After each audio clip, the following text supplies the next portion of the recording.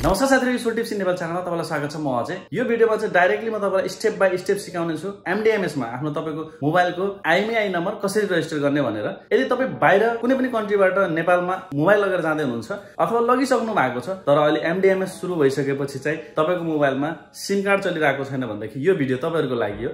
MDMS मा आफ्नो IMEI number register गर्नु भन्दा अगाडि तपाईसँग चाहिनु पर्ने कुराहरु चाहिँ तपाईको बोर्डिङ पास, जुन कि जाँदाखेरिको बोर्डिङ पास, नेपाल जाँदाखेरिको बोर्डिङ पास, त्यसैगरी तपाईको पासपोर्टको फोटो, यो पनि खिचेर राख्नु होला आफ्नो मोबाइलमा। यो सबै चीजहरु तपाईले अगाडि गएर अपलोड गर्नुपर्ने हुन्छ। आफ्नो बोर्डिङ पासको फोटो खिच्नु भयो, त्यसैगरी पासपोर्टको फोटो खिच्नु भयो, तपाई नेपाल अराइभ भएको एउटा जुन स्ट्याम्प छ यो स्ट्याम्पको पनि यतिको फोटो खिचेर राख्नु होला। MDMS मा आफ्नो IMEI नम्बर रजिस्टर गर्नको लागि एक्जाम्पल फोन तपाईको हो तर तपाई ट्राभल गर्नु भएको छैन, अरु कुनै साथी अथवा आफ्नो आफन्तजन ट्राभल गरिरहेको छ, पासपोर्टमा अराइभल स्ट्याम्प र साथै त्यसको बोर्डिङ पास यदि तपाईले पाउनु भयो भनेदेखि तपाईले उसको डिटेल्सहरु हालेर पनि तपाईले त्यो आफ्नो मोबाइललाई रजिस्टर गर्न सक्नुहुनेछ। तर यस्तो काम चाहिँ सकेसम्म नगर्नुस्, किनकि भोलिको दिनमा गएर यदि तपाईको मोबाइल हरायो र तपाईले यदि क्लेम गर्न खोज्नु भयो भनेदेखि डिटेल्स चाहिँ उही व्यक्तिको हुन्छ जुन व्यक्तिको तपाईले रजिस्टर गर्दाखेरि डिटेल्स हाल्नु भएको थियो। मोबाइलबाट गर्नुस् अथवा तपाईले आफ्नो ल्यापटप डेस्कटपबाट गर्नुस्, पुरो एउटै हो। तपाई जान पर्ने हुन्छ mdms.nta.gov.np।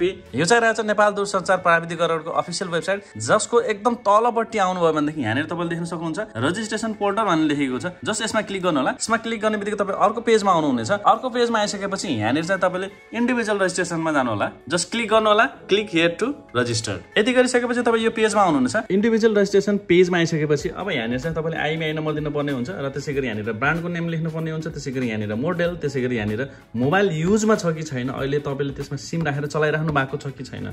यस, चलाइराख्नु भएको छ, चलाइराख्नु भएको छैन भनेदेखि नोमा क्लिक गर्नु होला। IMEI नम्बर लेख्दाखेरि चाहिँ यदि तपाईको दुईटा IMEI, पक्कै पनि दुईटा IMEI भएकै मोबाइल नम्बर होला, मतलब डुअल सिम सपोर्टेड मोबाइल होला तपाईसँग। यदि तपाईको डुअल सिम सपोर्टेड मोबाइल छ, यदि आइफोन छ भने पनि त्यसमा एउटा फिजिकल सिम र त्यसैगरी ई सिम लागेर डुअल सिम छ भनेदेखि तपाईले त्यसमा दुईवटा IMEI नम्बर चाहिँ यहाँनिर दिनु होला। दुईवटा IMEI नम्बर दिँदाखेरि ख्याल गर्नुस्, IMEI नम्बर त्यसपछि कमा दिएर फेरि त्यसपछि अर्को IMEI नम्बर लेख्नु भनेदेखि दुईटा IMEI लाई एकैचोटी यहाँनिर तपाईले राख्न सक्नुहुनेछ।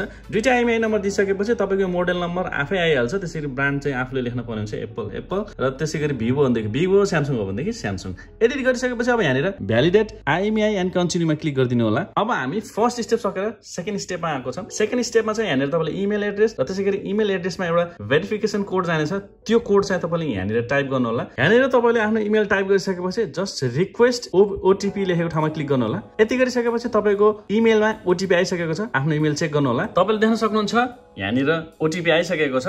जस्ट यो ओटीपी लाई चाहिँ तपाईले यहाँनिर कपी गर्नु होला, नभए कुनै ठाउँमा लेखेर यसलाई चाहिँ यहाँनिर ल्याएर पेस्ट गरिदिनु होला। ओटीपी यहाँनिर लेखिसकेपछि अब यहाँनिर चाहिँ भ्यालिडेट इमेल एन्ड कन्टिन्यूमा क्लिक गरिदिनु होला। यति गरिसकेपछि तपाई अब थर्ड स्टेपमा आउनुहुन्छ। स्टेप थर्डमा चाहिँ तपाईले यहाँनिर सरर केही कुराहरु भर्नुपर्ने हुन्छ, जस्तै तपाईको यहाँनिर डिपार्चर, कुन कन्ट्रीबाट तपाई डिपार्चर हुनु भएको थियो। एक्जाम्पलको लागि मैले यहाँनिर लेखे कतार। तपाई डिपार्चर भएको कन्ट्री लेखिसकेपछि इन्ट्री, डेट अफ इन्ट्री, नेपालमा इन्ट्री चाहिँ कुन दिन हुनु भएको। प्राय जस्तो कस्तो हुन्छ कहिलेकाहीँ भनेदेखि जुन दिन त्यो व्यक्ति उडेको हुन्छ त्यही दिन नै त्यो व्यक्ति इन्ट्री भएको हुन्छ नेपालमा, भनेपछि यो डेट र यो डेट सेम हुन्छ। डेट अफ डिपार्चर उडेको मिति र डेट अफ इन्ट्री प्रवेश गरेको मिति। इन्ट्री भएको मिति 23/1/1 र त्यसैगरी डिपार्चर उडेको मिति 23/1/1। अब यति गरिसकेपछि अब यहाँनिर चाहिँ पर्सनल इन्फर्मेसन दिनुपर्ने हुन्छ, जसमा फर्स्ट नेम, लास्ट नेम र त्यसैगरी नेसनालिटी र त्यसैगरी मोबाइल नम्बर र पासपोर्ट नम्बर। यो आइडेन्टिटी कार्डमा चाहिँ तपाईले यहाँनिर पासपोर्ट पनि चुज गर्न सक्नुहुन्छ, त्यसैगरी सिटिजनशिप पनि चुज गर्न सक्नुहुन्छ। पासपोर्टै चुज गर्दा राम्रो, मैले पासपोर्ट चुज गरेँ। अब यहाँनिर चाहिँ तपाईले आफ्नो पासपोर्ट नम्बर दिनु होला। पासपोर्ट नम्बर दिइसकेपछि पर्सनल इन्फर्मेसन सक्यो। अब तल आउनुस्, तपाईको यहाँनिर एड्रेस दिनु होला। यो चाहिँ तपाईको पर्मानेन्ट एड्रेस हो। पर्मानेन्ट एड्रेसमा पुरानो एड्रेस तपाईको नागरिकता अथवा तपाईको पासपोर्टमा होला, तर अहिलेको नयाँ एड्रेस जे हो त्यो हिसाबले दिनु होला, जसमा पहिलो जिल्ला,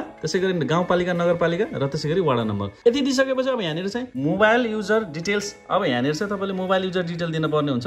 यो मोबाइल आफ्नो युजको लागि हो अथवा अरूको लागि हो। यो चाहिँ मैले आफ्नैको लागि भएको हुनाले सेल्फ, अरूको लागि भने अदर। यति गरिसकेपछि अब यहाँनिर कन्टिन्यूमा क्लिक गरिदिनु होला। अब यहाँनिर चाहिँ तपाईको सर र तपाईले जति पनि अघि नै दिएको इन्फर्मेसनहरु हुन्छ त्यो सबै यहाँनिर एकचोटी आउनेछ। कहीं आफूले गलत लेखे कि लेखेन त्यो कुरालाई कन्फर्म गर्नलाई एकचोटी, यदि कहीं गलत गर्नु भएको छ भने भनेदेखि यहाँनिर तपाईँ ब्याक गरेर पनि तपाईँले त्यो कुराहरूलाई फेरिबाट भर्न सक्नुहुनेछ। होइन तपाईँले भरेको कुराहरू सबै कुरा सही छ, गलत केही पनि छैन भन्नुहुन्छ भनेदेखि जस्ट अब यहाँनिर चाहिँ तपाईँले ती कुराहरू अपलोड गर्नुपर्ने हुन्छ जुन चाहिँ मैले अगाडि भनेको थिएँ। यहाँनिर चाहिँ पासपोर्ट और सिटिजनसिप, पासपोर्टको फोटो जुन अघि नै खिच्नु भएको थियो त्यसलाई अपलोड गर्नु होला। चुज फाइलमा क्लिक गर्नु होला। चुज फाइलमा क्लिक गरिसकेपछि तपाईँले सेभ कहाँ गर्नु भएको छ, आफ्नो डेस्कटप अथवा कुनै फोल्डरमा भनेदेखि त्यो फोटोलाई चुज गर्नु होला। त्यसै गरी passport page with arrival stamp और बोर्डिङ पास। अब यहाँनिर चाहिँ तपाईँले बोर्डिङ पास अथवा अराइभल स्ट्याम्प जुन छ त्यो चाहिँ तपाईँले यहाँनिर अपलोड गर्नुपर्ने हुन्छ।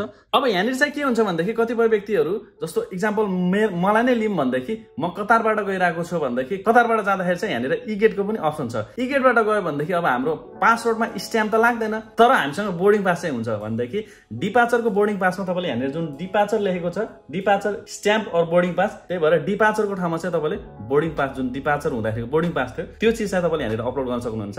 नेपालमा त ई गेट छैन, नेपालमा चाहिँ स्ट्याम्प नै हानेको हुन्छ, त्यही भएर जुन यहाँनिर अराइभल स्ट्याम्प और बोर्डिङ पास लेखेको ठाउँमा चाहिँ यहाँनिर चाहिँ तपाईँले आफ्नो स्ट्याम्प लागेको अराइभल स्ट्याम्प लागेको जुन अघि नै खिच्नु भएको पिक्चर थियो त्यसलाई अपलोड गर्नु होला। तेस्रोमा चाहिँ बोर्डिङ पास, तपाईँको आफ्नो बोर्डिङ पास, त्यो बोर्डिङ पासलाई तपाईँले यहाँनिर अपलोड गर्नु होला। र ख्याल गर्नुहोस् यी तीनटै फोटोहरू अपलोड गर्दाखेरि चाहिँ तपाईँको फोटोको साइज 512 KB भन्दा कमको हुनुपर्छ। त्यो भन्दा ठुलो भयो भनेदेखि चाहिँ तपाईँको यहाँनिर अपलोड हुने छैन। यो सबै कुराहरू गरिसकेपछि अब यहाँनिर चाहिँ डिक्लेरेसनमा तपाईँले टिक मार्क लगाएर सबमिट रजिस्ट्रेसन फर्ममा क्लिक गरिदिनु होला। यति गरिसकेपछि तपाईँले दिएको यो आवेदन नेपाल दूरसञ्चारमा जानेछ र तपाईँको मोबाइलको IMEI नम्बर केही दिन अथवा केही क्षणमा नै सक्सेसफुल्ली रजिस्टर हुनेछ। रजिस्टर भयो कि भएन भनेर चेक गर्नको लागि चाहिँ MDMS को यो पेजमा आउनु होला। यहाँ आइसकेपछि तपाईँले यहाँनिर आफ्नो IMEI नम्बर दिनु होला। दुईटा IMEI मध्ये एउटा IMEI नम्बर जुन दिए पनि हुन्छ त्यो दिएर खोज्नुहोस्मा क्लिक गर्नु होला। अगाडि तपाईँको स्क्रिनमा एउटा यो पपअप मेसेज देख्न सक्नुहुन्छ,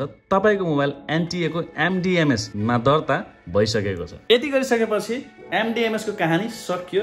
मजाले तपाईँले सिम कार्डलाई युज गर्न सक्नुहुन्छ आफ्नो फोनमा। ल त साथी यो भिडियोमा अहिले यति नै। यदि भिडियो मन पऱ्यो भने कृपया लाइक गर्न नबिर्सनु होला र साथै आफ्नो साथीसँग चाहिँ भिडियोलाई सेयर गर्न पनि नबिर्सनु होला। केही सल्लाह सुझावहरू छन् भने तल कमेन्ट बक्समा कमेन्ट गरिदिनु होला र युजफुल टिप्स इन नेपाल च्यानललाई चाहिँ सब्स्क्राइब गरिदिनु होला। जय नेपाल, बाइ बाइ।